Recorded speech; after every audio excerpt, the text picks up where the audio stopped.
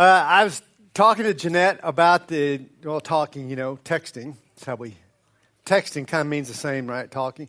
About the sermon and about she asked, is this a standalone sermon? I said, no, it's part of a 3-week series, but I don't know the name of it. I don't have a name for the series, but it's all about Easter and, the cross and resurrection, but I don't know. There's no name for the series, but there is a name for the sermon. It's called My Messy Family. And we've already been getting into some of that, but just glad you're with us today. We're going to do this for a couple more weeks, headed towards Easter Sunday coming up. There's several things about Easter Sunday. And for me, this has started early in life, this question in my mind that was trying to connect the death of Jesus and the resurrection of Jesus to a bunny rabbit. And I was having a hard time with that connection. So, and this is my mom. My mom decorates, she gets some stuff out. And it doesn't matter what season it is, she's got some stuff. And over the years, stuff has accumulated. And there's been some seasons where I thought bunny rabbits, these were alive and actually multiplying, while it was going on. And so this is just a table at Mom's house. But just so I could sort of do some research about Easter and the bunny. So Wikipedia, they know, right? The Easter bunny is a folkloric figure and symbol of Easter. I thought it was something else, It's depicted as a rabbit bringing Easter eggs. Okay. Originating among German Lutherans. Well, there you go. There's where the problem starts, I guess. Originally playing the role of judge, evaluating whether children were good or disobedient in behavior at the start of the season of Eastertide. So that's what it's all about.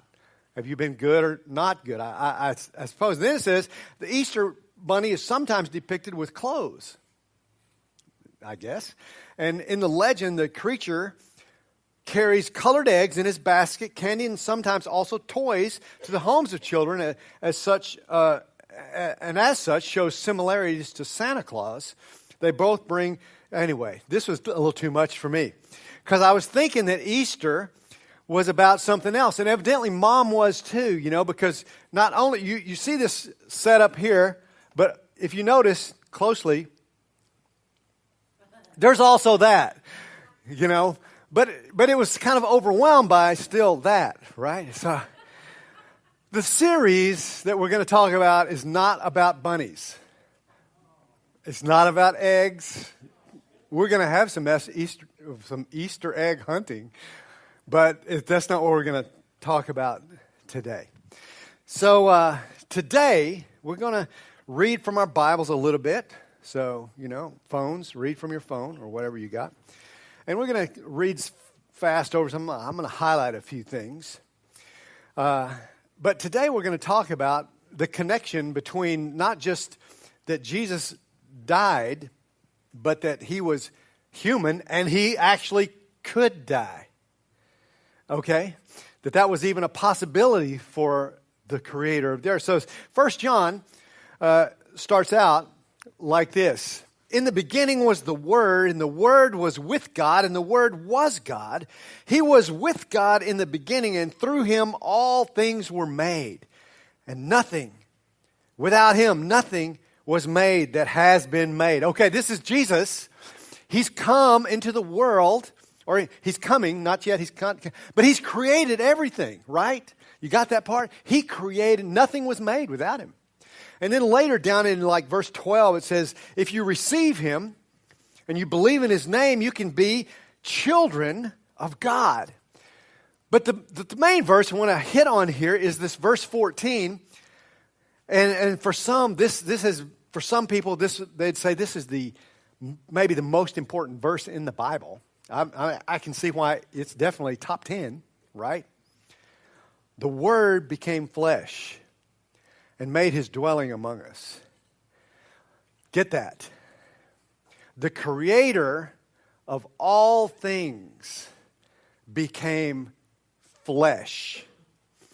So the word flesh, what does it mean? It became flesh. Well, in Greek, the word is sarx. So let's say that together. Sarx. Sarx. Yeah, with a Texas accent. And sarx, in Latin, it's carno. Say carno. Like carnivore or like carnal. As a matter of fact, sometimes it's translated in some versions as carnal. Paul especially uses the word sarx in his letters. And when he uses the word sarx, he's talking about probably the nasty part of being a human being. The part that's not good. You are human, kind of like, ooh. You're, ooh, one of those. God, think of this, God became carnal. Doesn't even sound right, does it? But the flesh, it's the part of humans that are hungry. It's the part of humans that get angry. And you know, when you get hungry and angry, you get angry. Boom, my church. and we get sad. And human beings get tired. And Jesus got tired, and he got sad, and he was hungry, and he was angry, and we get discouraged. And we have pain. You know, when he dropped the hammer on his toe, it hurt, right? It hurt. And he got dirty, and he probably got sweaty, and there were probably body odors that, like maybe you have. I mean, maybe Jesus had bad breath. Jesus was a human.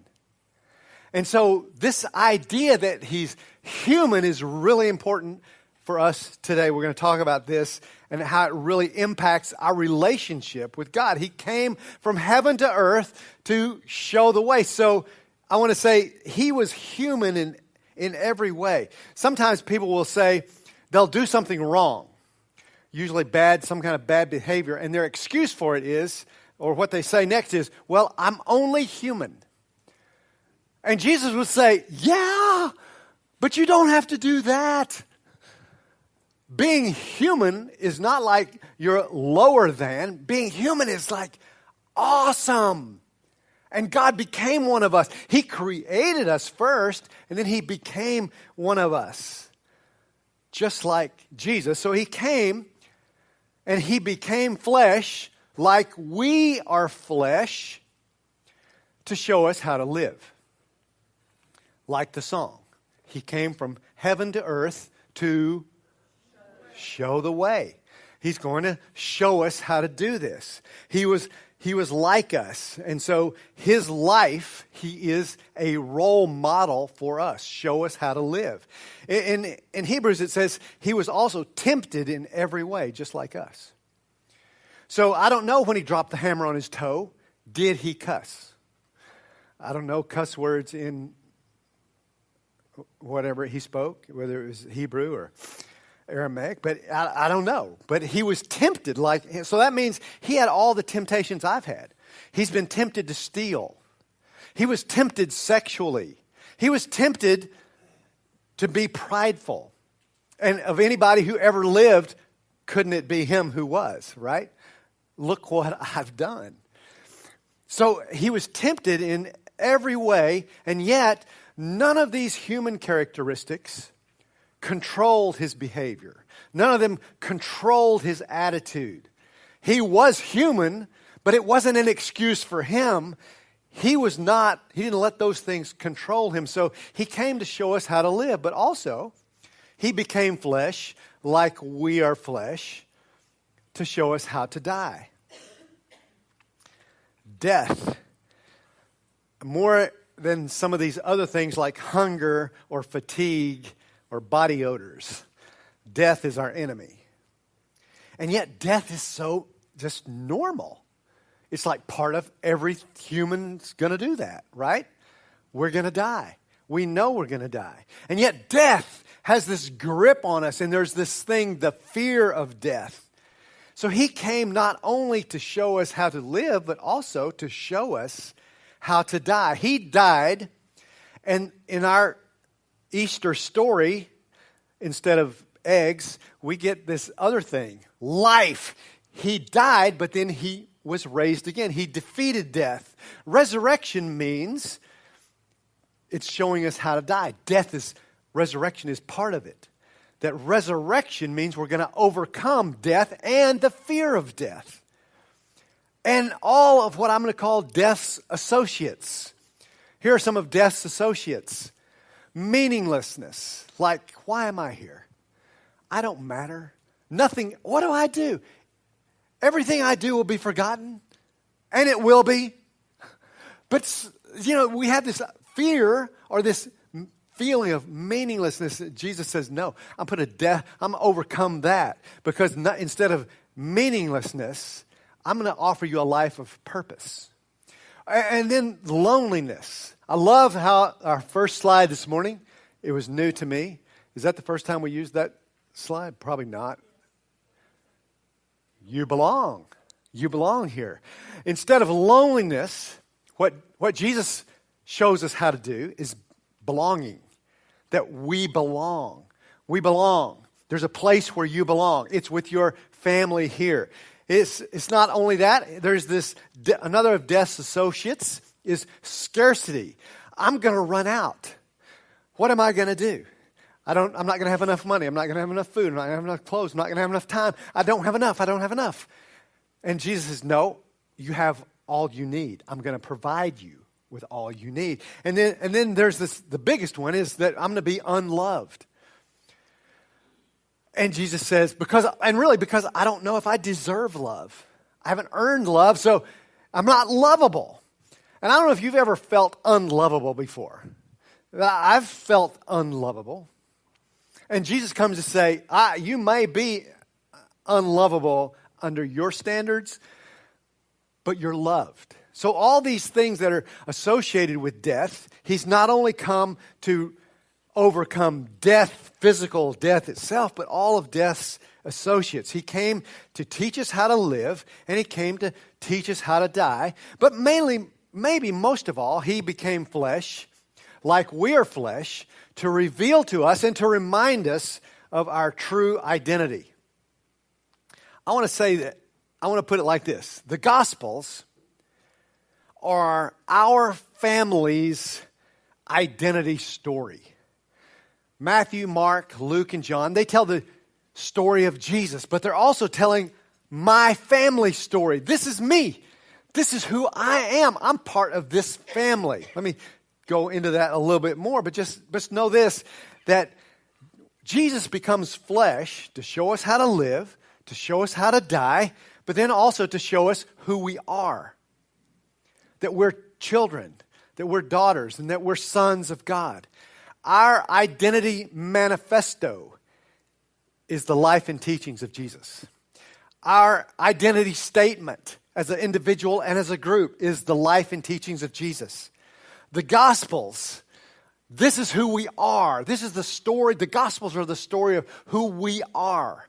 It's our family story. It's who we are. The Gospels are the story of what we do. This is what human beings do. What Jesus did. Do what Jesus did. This is how to do it. So he's showing us who we are, what we do, and how we do it. That's what the Gospels are.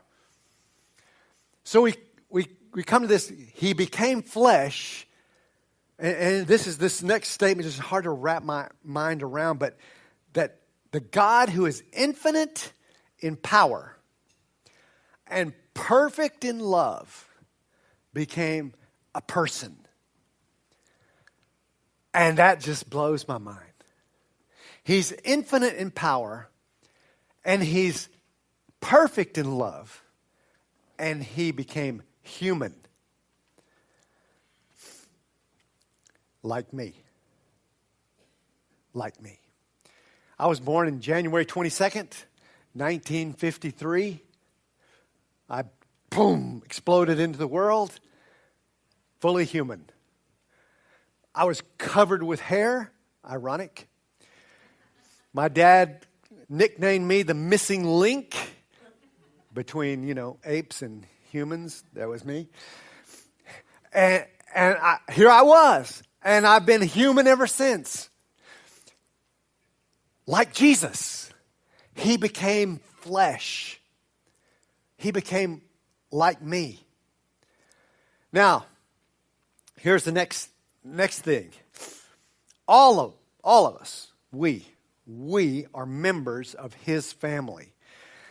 So John starts this story like this idea of him being human, and he did that so that we would know our identity. Matthew starts it a little differently. The New Testament, God had this great plan that we're going to have the New Testament so we could learn about him, learn about Jesus, right? And he starts it off like every good book starts off just with a bang, so it just sucks you in. You're so exciting, you can't imagine. You're going to read every word of this because it starts out like this. How exciting a beginning is this? This is the genealogy of Jesus, the Messiah, the son of David, the son of Abraham. And Abraham was the father of Isaac, and Isaac was the father of Jacob, and Jacob was the father of Judah and his brothers, and Judah was the father. Wow. Woo! That's exciting. I want to see that when it becomes a movie. Well, the genealogy served a purpose in those days. A little different than it does for us today. And so I want you to get on board or thinking about what was the genealogy for? What was it used for? In the day when they were popular, they're not so popular these days, but in the writings of those days, it was very important. It was very similar to what I would say, this is your resume. You're sort of putting yourself out there. This is who you are. This is your LinkedIn page, This is your social media image or presence. Do y'all know what I'm talking about? Okay? And what you put on LinkedIn or on your resume, you don't really put everything on it. Especially if you're hunting for a job or you're trying to gain some kind of positive recognition, right? There's some things you might leave off. Like why you left your former job. There's some things you might want. There's some things you did that you want to talk about. You were an Eagle Scout. But there's some things you don't want to talk about. Like, you stole candy from the store. Or whatever it might be. There's some things you don't. Jesus, and the same with genealogies in the day. They weren't necessarily always historical. You can see other genealogies and they'll skip people. They'll leave some people out. They'll call them by different names because some of the people that are in their background are not the kind of people you would want to be associated with, that you certainly wouldn't want them to be in your family line. Jesus was just the opposite. And so in his genealogy, something that would never have happened in that day, of course, those are over 2,000 years ago, but would never happen. There's 4 women. There's 4 women in the genealogy. And so right off the bat, the most obvious clue that the family of Jesus was extremely inclusive is it had 4 women. And not only did it have 4 women, but also the 4 women were all Gentiles. And so if you're a Jew and you have Gentiles in your LinkedIn page, these are your connection to what? No, scorn. They're like, oh my gosh, that'd be the first thing you would say if you read the names of these women. Oh my, we don't want to be a part of that. And not only were they 4 Gentile women, they all had backgrounds. How can I say? So Tamar first. Tamar was the wife of 2 of Judah's sons, because they both of them died before she could have a baby. So her plan was dress up like a prostitute, seduce her father-in-law so she could have a baby. That's who you want to be on your resume, right? Or the next one would be Ruth, who we know is really awesome, but she's a Moabite. which Moabites were always the enemy of Israel. They were famous, especially in Numbers, for seducing the Israelite men. Again, a sexual kind of connotation. They were always the enemies. And then there's Rahab, the Gentile from Jericho, who was a prostitute by profession. And then there's Bathsheba, probably the most famous, but in what we call her in this, they don't even call her name. They just call her Uriah's wife. Uriah the Hittite's wife. She doesn't even get a name because she's, again, despicable. But the thing about the list is the men in the list were the ones whose actions were most despicable. And there are many of them were kings. But if you go back and just look at their life, many of them are, well, I'm just going to use Manasseh, and he might be the worst, but there's a contest for the worst. Here was Manasseh. This is the line of Jesus. Woo! Wouldn't you be excited to have this guy as one of your former relatives? Here's what he did. This is in 2 Chronicles 33. He rebuilt the high places that his father Hezekiah had destroyed. He erected altars to Baal. He made Asherah poles. He bowed down to the starry host and worshiped them. He built altars in the temple of God. He sacrificed his own children in the fire of Ben-Hinnom. He practiced divination and witchcraft. He sought omens. And he took the image that he had made and put it in God's temple. But most of all, he led Judah and all the people of Jerusalem to do the same. So not only is he sacrificing his children in the fire, he's also encouraging the rest to do the same. That's my great uncle. That's my great great grandfather. This is Jesus. This is the list. So what about the list? Why? The family line of Abraham to Jesus was definitely morally bankrupt. And yet, he chose this family. This is the family he chose. He chose them, I believe, for a reason. That the Holy Spirit guided Matthew to include these names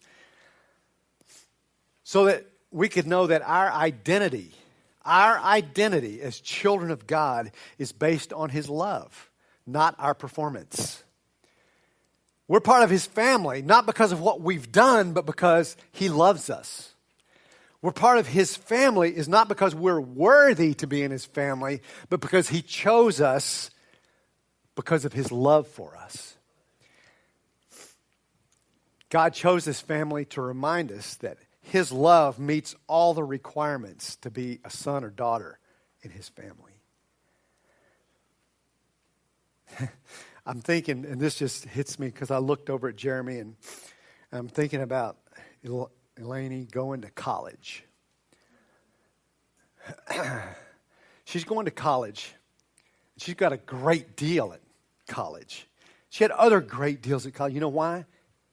She earned them. She earned them. That's not the way it is in Jesus' family. We don't ever earn that. There's outlaws and in-laws in the family. We don't earn it. We get there because he chose us. Because he wanted you in the family. Not because you're good enough. Not because you passed the exam. But because he loves you. We have a messy family. But our family here, boom, we're pretty messy ourselves. In our family, there's adulterers, there's addicts, there's liars, there's prideful people in our family, greedy, spiteful, judgmental. Right now I'm just talking about the Straders. Not talking about your group. We're broken. We're afraid.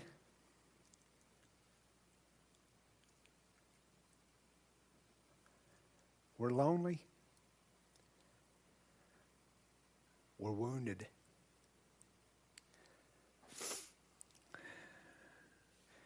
When my family would gather at my mom and dad's house when I was an adult and had children, it's me, my 3 sisters, their families, sometimes even my grandchildren.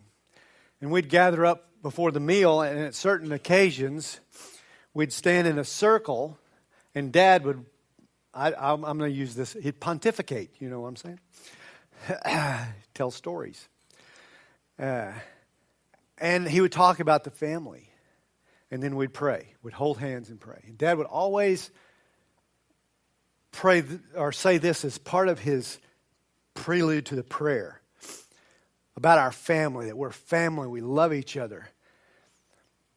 And he would always say, and I always thought he was talking to my sisters and brother-in-laws. I have 3 sisters. They all married sketchy guys. Olin, you know, so. And he would say, kind of pridefully, and we've never had a divorce in our family. And I knew I was not going to be the one. But he was saying it kind of like a prideful thing, but also a warning. You know what I mean? Maybe a father-in-law could do. Oh, it's kind of a warning. But it was me. I was the divorced one. And so sometimes a person, they feel trapped in their failures. They feel like their failures are now defining them. And their weaknesses and their temptations. And maybe they're excluded or disqualified. Or at least they're put kind of on the edge, like the women who would not have been included in any other genealogy of the day. But Jesus says, yes, you're in my family.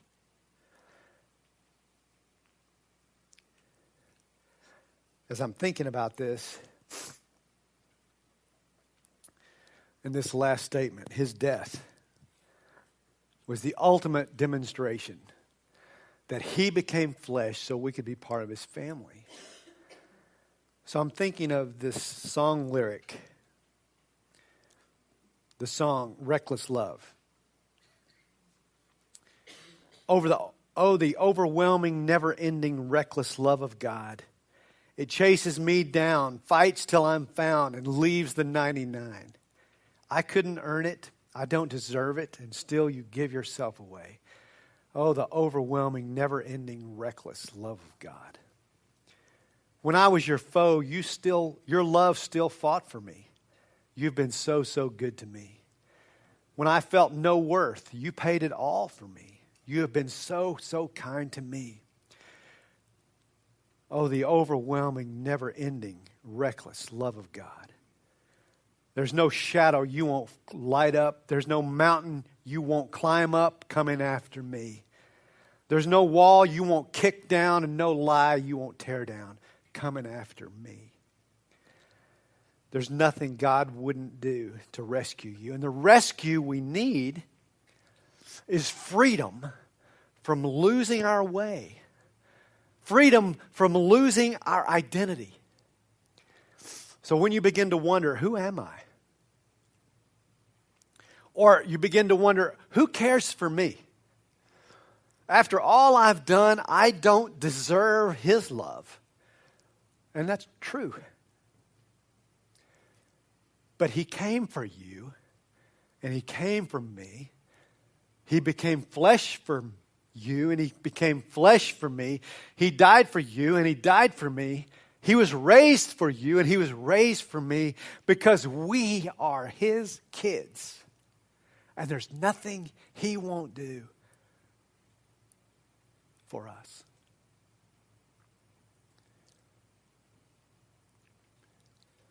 First John. See what great love the Father has lavished on us, that we should be called children of God. And that is what we are. we're going to stand and sing.